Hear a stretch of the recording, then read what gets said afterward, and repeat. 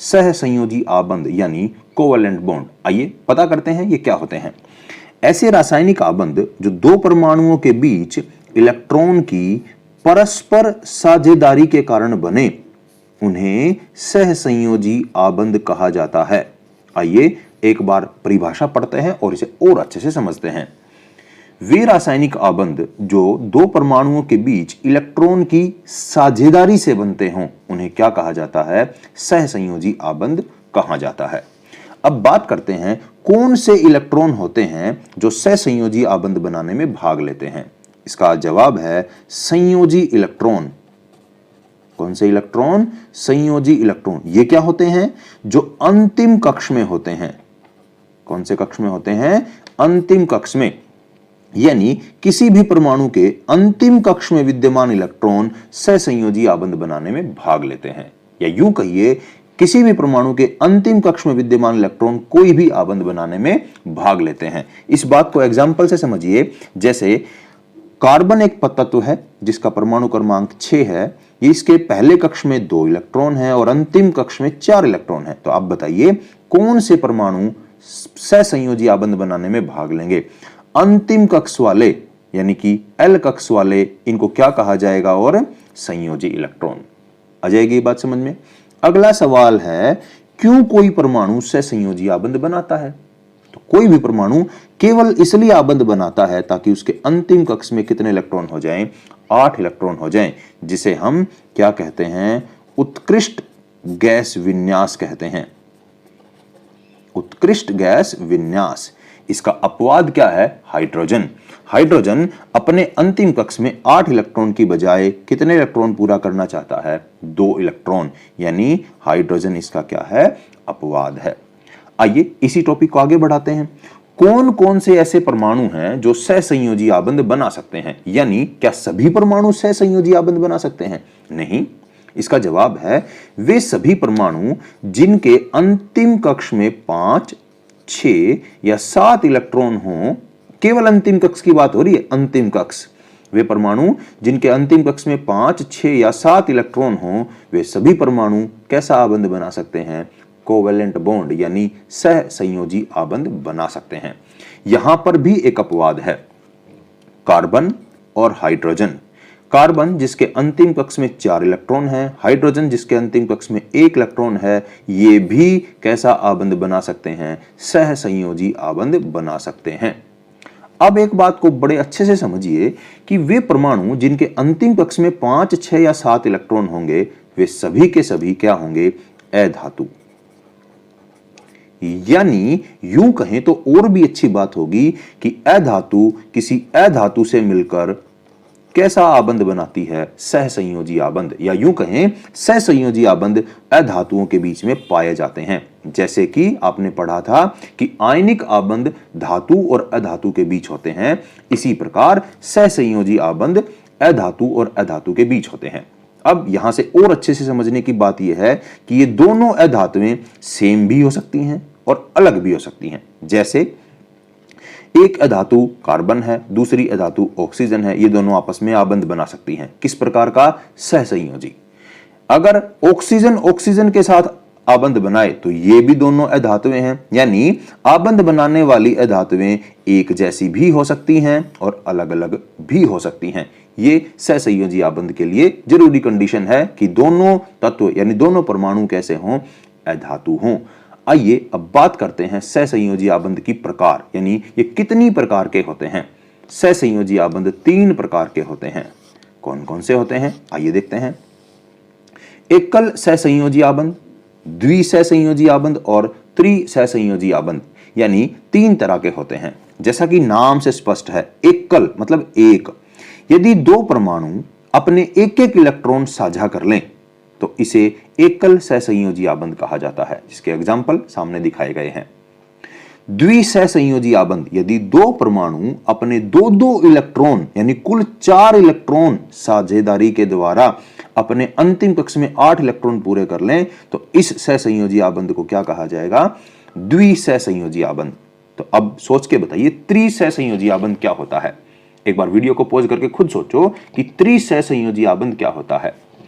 ऐसा सहसंयोजी आबंध जिसमें दो परमाणु अपने अंतिम कक्ष के तीन तीन इलेक्ट्रॉनों को साझेदारी करें, यानी टोटल 6 इलेक्ट्रॉनों की साझेदारी करें, ताकि दोनों परमाणुओं के अंतिम कक्ष में कितने इलेक्ट्रॉन हो जाएं? 8 इलेक्ट्रॉन हो जाएं। इसे क्या कहा जाता है? त्रिसहसंयोजी आबंध। अब हम एक एक करके तीनों आप टाइपों की एक एक एग्जाम्पल को पढ़ेंगे। आइए बारी बारी से समझने का प्रयास करते हैं कि कैसे सहसंयोजी आबंध बनते हैं और इनके क्या क्या एग्जाम्पल हैं। एकल सहसंयोजी आबंध का बहुत अच्छा उदाहरण है हाइड्रोजन। देखिए, हाइड्रोजन का परमाणु क्रमांक 1 होता है, तो इसके पास केवल एक ही इलेक्ट्रॉन होता है और वह कौन से कक्ष में होता है? के कक्ष में होता है। यानी हाइड्रोजन अपने अंतिम कक्ष में कितने इलेक्ट्रॉन पूरा करना चाहता है? 2 इलेक्ट्रॉन पूरा करना चाहता है। कैसे यह अपने कक्ष में 2 इलेक्ट्रॉन पूरा करे? यदि ये इलेक्ट्रॉन और ये इलेक्ट्रॉन दोनों हाइड्रोजन के परमाणु साझे में कर लें, बीच में कर लें, शेयर कर लें, तो दोनों के अंतिम कक्ष में 2-2 इलेक्ट्रॉन हो जाएंगे। कुछ ऐसे, जैसे मान लीजिए ये हाइड्रोजन परमाणु है और ये दूसरा हाइड्रोजन परमाणु है। ये दोनों हाइड्रोजन परमाणु अपने दोनों इलेक्ट्रॉनों को यहां रख लें, यानी अब ये दोनों इलेक्ट्रॉन दोनों हाइड्रोजनों के लिए काउंट किए जाएंगे। जब इसके बारे में हाइड्रोजन को इलेक्ट्रॉन काउंट करेंगे तो इसके भी 2 हैं, इसके इलेक्ट्रॉन काउंट करेंगे तो इसके भी 2 हैं। जो इलेक्ट्रॉन साझे के होते हैं उनको बीच में लिखा जाता है। यदि 2 इलेक्ट्रॉन साझे के हैं तो इन्हें ऐसे लिखेंगे हम, और इसको एक सिंगल लाइन के द्वारा भी दर्शाया जाता है। इसे क्या कहते हैं? आबंध। इस लाइन को क्या कहा जाता है? आबंध। ये अगर 1 है तो एकल आबंध, 2 है तो द्विआबंध, 3 है तो त्रिआबंध। एकल आबंध कब होगा? जब साझे वाले इलेक्ट्रॉन 2 हों। तो इस बात को अब यहीं खत्म करिए। एकल सहसंयोजी आबंध क्या होते हैं? वे सहसंयोजी आबंध जब 2 परमाणु आपस में 2 इलेक्ट्रॉनों का साझा करें, या कई बार बुक्स में इसे यूं भी लिखा जाता है, एक युग्म। युग्म मतलब जोड़ा। एक युग्म इलेक्ट्रॉन की साझेदारी से बना आबंध एकल आबंध कहलाता है। दोबारा सुनिए, एक युग्म मतलब एक जोड़ी, या यूं कहिए 2 इलेक्ट्रॉन की साझेदारी से बना आबंध क्या कहलाएगा? एकल सहसंयोजी आबंध कहलाएगा। आ जाएगी बात समझ में। अब बात करते हैं द्विसहसंयोजी आबंध की। देखिए, ऑक्सीजन जिसका परमाणु क्रमांक कितना होता है? 8, जिसके पहले कक्ष में कितने इलेक्ट्रॉन होते हैं? 2, और अंतिम कक्ष में कितने इलेक्ट्रॉन होते हैं? 6। समझ में आ जाएगी बात। ये एक ऑक्सीजन का परमाणु है। अब हम दूसरे ऑक्सीजन परमाणु को ले लेते हैं। पहले कक्ष में कितने इलेक्ट्रॉन? 2, दूसरे कक्ष में कितने इलेक्ट्रॉन? 6 इलेक्ट्रॉन। टोटल कितने इलेक्ट्रॉन है ऑक्सीजन के पास? 8। अब देखिए ध्यान से, ये ऑक्सीजन भी चाहता है मेरे अंतिम कक्ष में 8 इलेक्ट्रॉन हो, और ये भी चाहता है कि मेरे अंतिम कक्ष में कितने इलेक्ट्रॉन हो? 8 इलेक्ट्रॉन हो। कैसे संभव है? यदि ये और ये ऑक्सीजन अपने 2-2 इलेक्ट्रॉन साझे के कर लें। कितने इलेक्ट्रॉन? 2-2 इलेक्ट्रॉन साझे के कर लें, तो इनके बीच में बनने वाला आबंध क्या कहलाएगा? द्विआबंध। कितने इलेक्ट्रॉन साझे के हुए? 2। तो इसको आप कैसे दिखाओगे? डबल लाइन से। अगर 2 इलेक्ट्रॉन साझे के हुए थे तो हमने एक लाइन से दिखाया था। अब 2 इलेक्ट्रॉन यानी 4 इलेक्ट्रॉन साझे के हो गए, तो इसे हम कैसे दिखाएंगे? डबल लाइन से। तो ऑक्सीजन के 2 परमाणु इस तरह से आबंध बनाते हैं। डबल लाइन का मतलब है इनके बीच में 4 इलेक्ट्रॉन साझे के हैं। आइए डायग्राम की सहायता से इसे और अच्छे से समझते हैं। ये एक ऑक्सीजन का परमाणु है, ठीक है। ये दूसरा ऑक्सीजन का परमाणु है। इनका ये पहला कक्ष है जिसमें 2-2 इलेक्ट्रॉन हैं। अब हम अंतिम कक्ष को ड्रा करते हैं। देखिए, ये मान लीजिए दूसरा कक्ष है जिसमें 6 इलेक्ट्रॉन हैं, और ये इस ऑक्सीजन का दूसरा कक्ष है जिसमें 6 इलेक्ट्रॉन हैं। अब कितने इलेक्ट्रॉन साझे के हुए हैं? 2 और 2 4। ये 4 इलेक्ट्रॉन अब इस ऑक्सीजन के लिए भी काउंट होंगे, इस ऑक्सीजन के लिए भी काउंट होंगे। यानी ये इधर भी रिवॉल्व कर सकते हैं और ये इधर भी रिवॉल्व कर सकते हैं, चक्कर लगा सकते हैं। दोनों तरफ काउंट होंगे ये इलेक्ट्रॉन। तो इस प्रकार 4 इलेक्ट्रॉनों की साझेदारी हुई है, तो इसे कौन सा आबंध कहा जाएगा? द्वि। द्वि में आप इसे यूं भी कह सकते हो, 2 युग्म। 2 युग्म, युग्म का मतलब एक जोड़ा होता है। 2 युग्म इलेक्ट्रॉनों की साझेदारी से बना आबंध क्या कहलाता है? द्विसहसंयोजी आबंध कहलाता है। आइए अब त्रिसहसंयोजी आबंध के बारे में चर्चा करते हैं। देखिए, ये नाइट्रोजन का परमाणु है जिसके पास टोटल 7 इलेक्ट्रॉन होते हैं। पहले कक्ष में 2 और अंतिम कक्ष में इलेक्ट्रॉनों की संख्या होती है 5। इसी प्रकार इस नाइट्रोजन के पास भी ऐसे ही सिचुएशन है कि पहले कक्ष में 2 और अंतिम कक्ष में 5 इलेक्ट्रॉन है, टोटल 7 इलेक्ट्रॉन है। अब जब हम बात करते हैं नाइट्रोजन के परमाणु की तो 8 इलेक्ट्रॉन, पहले में 2 दूसरे में 5। कैसे 8 इलेक्ट्रॉन हो सकते हैं यहां, जब यह है कितने इलेक्ट्रॉनों की साझेदारी करे, कम से कम 3 इलेक्ट्रॉन। यदि 3 इलेक्ट्रॉनों की साझेदारी दोनों परमाणु करते हैं तो कितने आबंध बनेंगे, आप बताइए। जब 2 इलेक्ट्रॉन की साझेदारी हुई थी तो 2 आबंध बने थे। 3 की साझेदारी होगी तो कैसे आबंध बनेंगे, 3 आबंध बनेंगे। और इसे हम कैसे दिखाएंगे, ऐसे 1 2 3। 3 लाइनों का मतलब है 6 इलेक्ट्रॉन की टोटल साझेदारी हुई है। इसको डायग्राम की मदद से और अच्छे से भी दिखाया जा सकता है। ये एक नाइट्रोजन के परमाणु का पहला कक्ष है, ये दूसरे नाइट्रोजन के परमाणु का पहला कक्ष है, और ये दूसरा कक्ष, और ये दूसरे नाइट्रोजन के परमाणु का दूसरा कक्ष है। नाइट्रोजन के पहले कक्ष में 2 इलेक्ट्रॉन हैं। आपको यह बात बार बार बताई गई कि पहले कक्ष के इलेक्ट्रॉन आबंध बनाने में हिस्सा लेते ही नहीं है। दूसरे कक्ष में कितने इलेक्ट्रॉन थे, टोटल 5। हमने कितने की साझेदारी करनी है, 3 की, 3 इलेक्ट्रॉनों की। तो कितने और बच गए पीछे, 2 और बच गए। अब यहां जो साझे के इलेक्ट्रॉन हैं वो ये 6 इलेक्ट्रॉन हैं, इसलिए हमने कैसा आबंध बनाया है, त्रिआबंध बनाया है। आ जाएगी बात समझ में। इस प्रकार 3 युग्म इलेक्ट्रॉनों की साझेदारी से बना आबंध क्या कहलाएगा, त्रिआबंध कहलाएगा। ठीक है, द्विआबंध क्या थे, 2 इलेक्ट्रॉन की साझेदारी से। अब आप दोबारा से मेरी बात को सुनिए। एकल सहसंयोजी आबंध क्या होते हैं, ऐसे सहसंयोजी आबंध जिनमें 1 युग्म इलेक्ट्रॉन की साझेदारी हो, जिनमें 2 युग्म इलेक्ट्रॉन की साझेदारी हो, जिनमें 3 युग्म इलेक्ट्रॉन की साझेदारी हो, वे त्रिआबंध कहलाते हैं। इस प्रकार हमने पढ़ा कि सहसंयोजी आबंध की प्रकार क्या होती हैं। जिन परमाणुओं में सहसंयोजी आबंध होते हैं, अब उनके गुण धर्मों की बात करते हैं। सबसे पहली बात उनकी प्रकृति की। देखिए, आयनिक आबंध में आयंस थे, धन आयन, ऋण आयन, और उनके बीच में लगने वाला बल बहुत मजबूत था, इसलिए वे सभी कैसे थे, ठोस।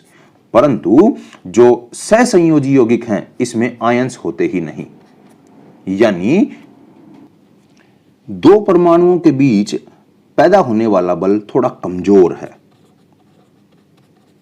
ठीक है, तो इसलिए हम यह कह सकते हैं कि जिन यौगिकों में सहसंयोजी आबंध होते हैं वो या तो द्रव होते हैं या वो गैस होते हैं, क्योंकि सहसंयोजी आबंध ज्यादा मजबूत नहीं होते। इसलिए सामान्यतः, यह हार्ड एंड फास्ट रूल नहीं है, हर बार ऐसा नहीं होगा, सामान्यतः सहसंयोजी आबंध वाले यौगिक द्रव या गैस अवस्था में पाए जाते हैं। दूसरी बात, घुलनशीलता। क्या सहसंयोजी यौगिक जिनमें होते हैं वो जल में घुलनशील होते हैं? बिल्कुल नहीं होते। जल में केवल आयनिक यौगिक ही घुलनशील होते हैं, सहसंयोजी यौगिक घुलनशील नहीं होते। तीसरी बात, इनका गलनांक और क्वथनांक कम होता है या ज्यादा होता है। देखिए, जब 2 परमाणुओं के बीच आबंध ही मजबूत नहीं होगा तो गलनांक और क्वथनांक ज्यादा कैसे हो सकता है। आयनिक यौगिकों के गलनांक उच्च थे क्योंकि वो उनके जो आबंध थे वो आयनों के बीच में थे, यहां कोई आयन है ही नहीं, तो गलनांक व क्वथनांक सहसंयोजी यौगिकों के कमजोर होते हैं, कम होते हैं। गलनांक मतलब जब ठोस द्रव में बदले, क्वथनांक मतलब जब द्रव किस में बदले, गैस में। यानी ये पिघलते भी आसानी से हैं और उबलते भी आसानी से हैं। कौन? सहसंयोजी यौगिक। अब बात करते हैं अंतिम पॉइंट की। क्या सहसंयोजी आबंध वाले यौगिक विद्युत धारा के सुचालक होते हैं या कुचालक होते हैं? देखिए, सहसंयोजी यौगिकों के अंदर कोई आयन नहीं होता। यदि कोई आयन नहीं है तो वो क्या होंगे? कुचालक, क्योंकि विद्युत धारा को एक स्थान से दूसरे स्थान तक जाने के लिए आयंस और इलेक्ट्रॉन्स की जरूरत होती है। यदि मुक्त इलेक्ट्रॉन हैं या आयंस हैं तो ही कोई पदार्थ क्या होता है? चालक होता है। तो सभी सहसंयोजी यौगिक क्या होते हैं? कुचालक। हमारा अगला टॉपिक है कार्बन में आबंधन, यानी बॉन्डिंग इन कार्बन। देखिए, आप जानते हो कि वे सभी तत्व जिनके अंतिम कोश में 1, 2 या 3 इलेक्ट्रॉन हों, वे इलेक्ट्रॉन खोकर धन आयन बनाते हैं, जिसे हम पॉजिटिव साइन से लिखते हैं। वे सभी तत्व जिनके अंतिम कोश में 1, 2 या 3 इलेक्ट्रॉन हो, उन्हें हम धातु भी कहते हैं। यानी धातुएं इलेक्ट्रॉन खोकर कैसे आयन बनाती हैं? धन आयन बनाती हैं। जिनके अंतिम कोश में 5, 6 या 7 इलेक्ट्रॉन होते हैं, वे इलेक्ट्रॉन ग्रहण कर ऋण आयन बनाते हैं, जिसे हम नेगेटिव साइंस द्वारा दर्शाते हैं। जिनके अंतिम कोश में 5, 6 या 7 इलेक्ट्रॉन होते हैं, वे अधातु होती हैं। जब धन आयन और ऋण आयन मिलते हैं तो एक आबंध यानी एक बल पैदा होता है, जिसका नाम है आयनिक आबंध, जिसके बारे में आप पढ़ चुके हैं। जिन परमाणुओं के अंतिम कोश में 5, 6 या 7 इलेक्ट्रॉन होते हैं, वे इलेक्ट्रॉन की साझेदारी कर सहसंयोजी आबंध भी बनाते हैं। यानी अधातुओं के पास दोनों ऑप्शन हैं। यदि वे धातुओं के साथ मिलेंगी तो आयनिक आबंध बनाएंगी। एक अधातु दूसरी अधातु से मिलेगी तो कैसे आबंध बनाएगी? सहसंयोजी आबंध बनाएगी। अब बात करते हैं उन परमाणुओं की जिनके अंतिम कोश में 4 इलेक्ट्रॉन होते हैं। जिन परमाणुओं के अंतिम कोश में 4 इलेक्ट्रॉन होते हैं, उनके पास भी दोनों ऑप्शन होते हैं। वे क्या करें? या तो अपने 4 इलेक्ट्रॉन खोकर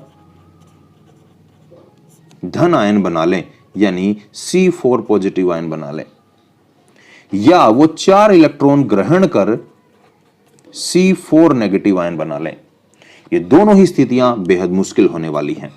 क्यों होने वाली हैं? आइए देखते हैं।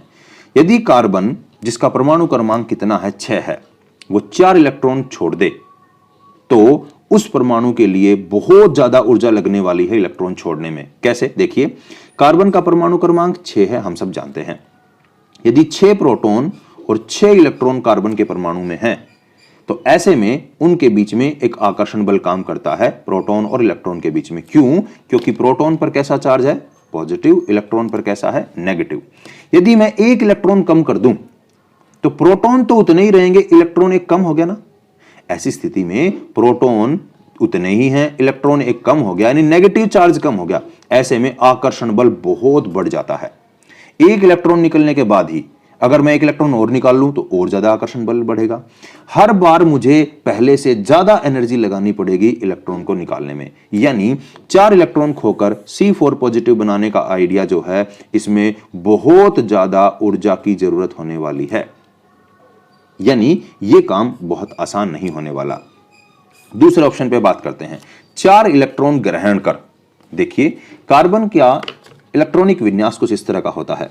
यानी कार्बन के पहले कक्ष में 2 इलेक्ट्रॉन होते हैं और दूसरे कक्ष में कितने इलेक्ट्रॉन होते हैं? 4 इलेक्ट्रॉन होते हैं। कुछ ऐसे, ये पहला कक्ष है जिसमें 2 इलेक्ट्रॉन हैं, ये दूसरा कक्ष है जिसमें कितने इलेक्ट्रॉन हैं? 4 इलेक्ट्रॉन हैं।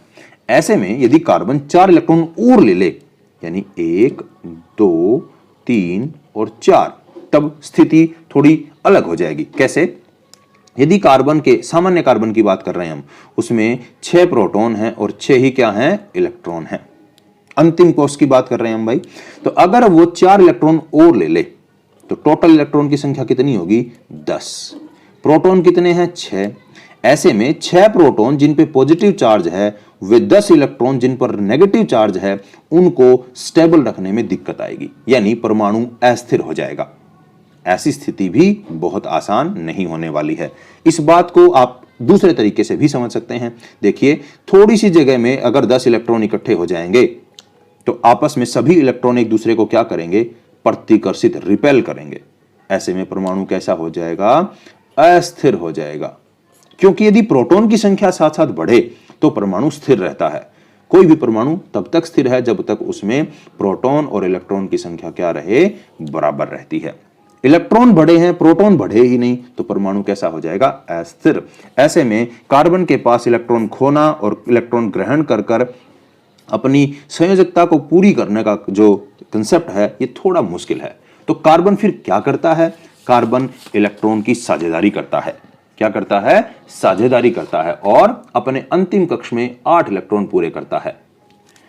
कार्बन साझेदारी के लिए अन्य कार्बन परमाणुओं से भी जुड़ सकता है या कार्बन अपनी संयोजकता को पूरी करने के लिए अन्य परमाणु जैसे हाइड्रोजन, ऑक्सीजन, नाइट्रोजन अन्य के साथ भी जुड़ सकता है। कार्बन अपने इलेक्ट्रॉनों से की साझेदारी कैसे करता है, आइए 3 एग्जाम्पलों के द्वारा इस बात को बड़ी आसानी से समझते हैं। पहला एग्जाम्पल CH4 जिसे मीथेन कहा जाता है। देखिए इस केस में एक कार्बन परमाणु है, उसके अंतिम कोष के इलेक्ट्रॉनों को मैं डॉट से दिखाता हूं। इस प्रकार डॉट से दिखाने का जो गुण है, इस स्ट्रक्चर को, इस आकृति को क्या कहा जाता है, लेविस सिंबल, लेविस संकेत आप इसे हिंदी में कह सकते हैं। लेविस एक वैज्ञानिक था, उसने कहा कि किसी परमाणु के जो अंतिम कोष के इलेक्ट्रॉन हैं उनको बिंदु द्वारा दर्शाओ। इस तरीके को लेविस संकेत कहा जाता है। अब हमारे पास कितने हाइड्रोजन हैं, यहां 4। देखिए एक हाइड्रोजन, दूसरा हाइड्रोजन, तीसरा हाइड्रोजन, चौथा हाइड्रोजन। हर एक हाइड्रोजन के पास कितना इलेक्ट्रॉन होगा, एक एक इलेक्ट्रॉन होगा।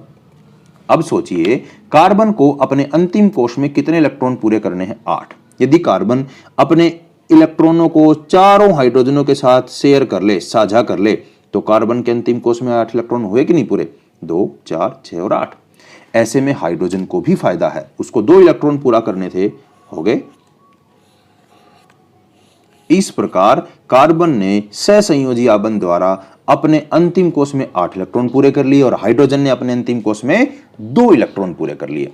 अब एक एक इलेक्ट्रॉन की साझेदारी हुई है, ऐसे में जो आबंध बनना है कार्बन और हाइड्रोजन के बीच में वो एकल आबंध होगा, क्योंकि आपने पढ़ा था यदि 2 परमाणु एक एक इलेक्ट्रॉन साझा करते हैं तो उनके बीच बनने वाला आबंध एकल होता है। तो मैं इस स्ट्रक्चर को ऐसे भी दिखा सकता हूं, एक सिंगल लाइन के द्वारा यदि आबंध 2 इलेक्ट्रॉन शेयर करने से बना है तो उसे एकल लिखेंगे हम। इस बात को आप और अच्छे से समझोगे अगले एग्जाम्पल के द्वारा। देखिए अगला एग्जाम्पल है C2H4। देखिए इस आबंध में क्या है, हमारे पास कितने कार्बन परमाणु हैं, 2 कार्बन परमाणु हैं। ठीक है, हमारे पास 2 कार्बन परमाणुओं के अंतिम इलेक्ट्रॉनों को हम लिख लेते हैं, 1 इलेक्ट्रॉन, 2 इलेक्ट्रॉन, 3, 4, 1, 2, 3 और 4। हमारे पास कितने हाइड्रोजन हैं, अब इस बारे में सोचिए। हमारे पास 4 हाइड्रोजन हैं। अब पहले इस कार्बन की संयोजकता को पूरी करने की कोशिश करेंगे। देखिए ध्यान से, इस कार्बन के पास 2 इलेक्ट्रॉन और 2 4 हैं, इसको 4 इलेक्ट्रॉन और चाहिए। तो मान लीजिए एक हाइड्रोजन यहां लिख देता हूं, एक यहां, इसका 1 इलेक्ट्रॉन ये है और एक इसका इलेक्ट्रॉन ये है। अब यह कार्बन जो परमाणु है ये अपने कक्ष में कितने इलेक्ट्रॉन पूरा करना चाहता है, 8। इसके 8 इलेक्ट्रॉन ऐसे पूरे हो सकते हैं कि ये 2 इलेक्ट्रॉन तो दोनों हाइड्रोजनों से ले ले, 2 ये 4, 2 ये 6 और 2 इससे साझा कर ले, यानी कुछ ऐसा डायग्राम बना ले। ऐसी स्थिति में इस कार्बन के 8 इलेक्ट्रॉन पूरे हो जाएंगे। अब हम चलते हैं इस कार्बन के 8 इलेक्ट्रॉन पूरे करने पर। हमारे पास 2 हाइड्रोजन और बचे हुए हैं, उनको लिख लीजिए, एक हाइड्रोजन, दूसरा हाइड्रोजन, इसका 1 इलेक्ट्रॉन, इसका 1 इलेक्ट्रॉन। अब ये परमाणु चाहता है कि मेरे भी 8 इलेक्ट्रॉन पूरे हो जाएं।